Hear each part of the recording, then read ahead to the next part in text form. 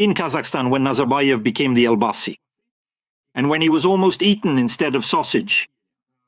And by the way, he regularly goes to Putin to complain. And he shows this to Tokayev, trying to turn things back around.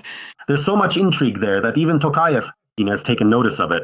And it's no coincidence that he mentioned it in an interview. That all their contacts are unofficial. Here, of course, a good question arises. What could these people be negotiating about? Depose Nazarbayev and not yet depose Putin.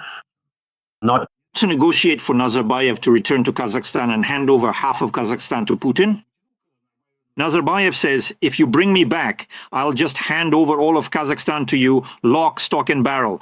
Because this unsavory person, the earthworm, he's working for Xi Jinping, he's working for China, and he's already showing you the horns and doing it quite regularly. In other words, there's a real intrigue going on there. You see, Alexei and dear viewers, as soon as we get fixated for a while on, say, some Latin American country, we end up missing out on a huge number of interesting things.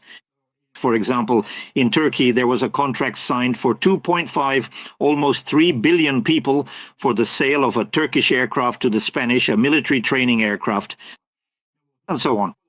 In every country, you can find plenty of such news items that just fall out of the news feed simply because there's no time to read them and everyone is fixated on this Maduro and his wife or on Trump. But we won't do that. Let's focus, at least for starters, on analyzing the Kazakhstan case. Is Putin currently capable of orchestrating a coup d'etat in Kazakhstan and bringing Nazarbayev back? No, I don't think he's capable of that because it would mean opening a serious second front. To be honest, I actually thought that after Georgia, Putin would attack Kazakhstan. Because Kazakhstan, although it's a large country, is sparsely populated, only 19 million people. Of those, 3 million are Russians, meaning about 1/6 of the population is Russian. Moreover, there's a huge border. Their border with the Russian Federation stretches for 7,000 kilometers. And Kazakhstan is a very rich country, so it's a very tempting prize. Because, of course, not in everything, but, for example, in uranium. It's the world's leading producer of uranium. In other words, it's the most important country, and I think Kazakhstan accounts for about 40% of the world's total uranium production. For nuclear power plants. So, in reality, for Rosatom to get such a big share would be very appealing. But you see, he went for Ukraine because Putin simply has a special connection with Ukraine. He really wanted to trample Ukraine, and in my opinion, I've written about this, I said it back on February 24th, 2022, Putin made his biggest strategic and geostrategic mistake. Because if it had been Kazakhstan, he could have taken it easily. Kazakhstan doesn't have an army. The Kazakhs wouldn't have fought him. They wouldn't have fought him the way the Ukrainians are fighting. China wouldn't have stepped in for Kazakhstan back then either. Because at that time there weren't such strong ties as there are now. Tokayev has strengthened them over the past 3 years. So back then it was all quite realistic. Now that's all gone because now the most important thing has happened. China has said that it is the guarantor of Kazakhstan's territorial integrity. So in reality now, if Putin tries to make a move on Kazakhstan, China will cut off all economic ties. In other words, to put it bluntly, China will first take away the Far East and Siberia from him, and then cut off absolutely all economic ties, and the Russian Federation will completely collapse. Because right now, Putin simply cannot survive without China at all. So, he missed the moment when he could have. Well, to put it bluntly, he really made a very serious mistake. Thank God for the Kazakhs and for Kazakhstan. Because they, of course, would have been an easier target for Putin, and then the whole of Central Asia as well. But now all of that is gone. Now Turkey is there, now the Chinese are there too. And now they themselves won't surrender anymore. They've already gotten a taste themselves. Yuan, and in connection with China, China has already built its backup Silk Road through them. And now for China, this is absolutely a strategic territory that it will not give up under any circumstances. Then you might wonder, why is he so concerned? Why air all this dirty laundry? Don't you think that in this way he doesn't want to open Xi Jinping's eyes to Putin, but rather to undermine him a bit in Xi Jinping's eyes and show in general Xi Jinping's eyes to Putin, but rather to undermine him a bit in Xi Jinping's eyes and show in general? I think yes, of course. But no, when he gave this interview, it wasn't for Xi Jinping. He can just call Xi Jinping directly. He has his direct number. That is, they talk every day. He even speaks Chinese.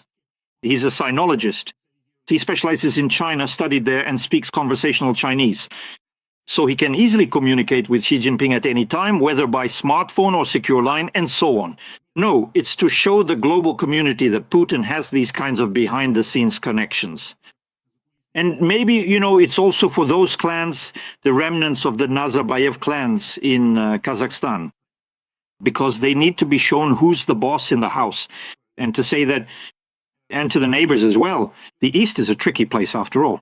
There you really have to constantly stake out your territory and show who's in charge. Because Putin also deliberately receives Nazarbayev to annoy Tokayev. You understand that, right? So it's a game on both sides is being played. It's a game, a kind of pressure. And every time Tokayev tries to bite off a little more power, Putin pulls Nazarbayev, that little devil, out of the box and says, if anything happens, I've got him right here. The Kazakhstani Medvedchuk. If necessary, I can send him back the other way. Or the Kazakhstani Yanukovych. More like Yanukovych, actually, not Medvedchuk. Because after all, he's a former leader. So that's how things stand. It's an interesting situation, and it's worth keeping an eye on. It's a thorn in Tokayev's side. But I don't think Tokayev is too worried about it. He just... By the way, the proof is that he simply brings this out into the public sphere. That is, he calmly holds a press conference and says, yes, Nazarbayev is still hanging around somewhere, traveling, going to Moscow or wherever. But he can't say that Putin, the bastard, is playing games with me and constantly keeping my enemies closer to himself. But he made it clear that he's aware of everything that's going on, that he's the boss, and that everything is fine. In fact, from my point of view, the very fact that Tokayev aired this dirty laundry in public proves that he has power. He feels his own strength. He doesn't need to go to Putin, bow down and say, Putin, let's make a deal. Could you receive him less often? And so on. He says, I don't care who you receive there because I am the master in this country. Putin, the geopolitical strategist, has achieved success. And this isn't just in relations with Tokayev, but with many others as well.